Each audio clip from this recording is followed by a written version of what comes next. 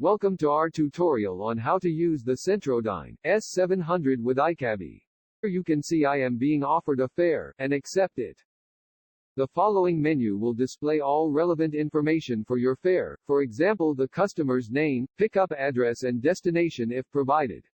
In the bottom right-hand corner there's a button labeled Option. In this menu you can view your connected devices, show the fare, contact base, and navigate to the pickup or destination. Once at the pickup address, press Arrive to notify the customer you're outside. After the customer has entered your vehicle, press the 1 key on your S700. This will automatically mark your fare as POB in Icabbi. Now you can proceed to the destination. Once at the destination, press the 2 key on your S700 to stop wait time and collect payment from the customer. Once completed, press the 1 key to clear your fare.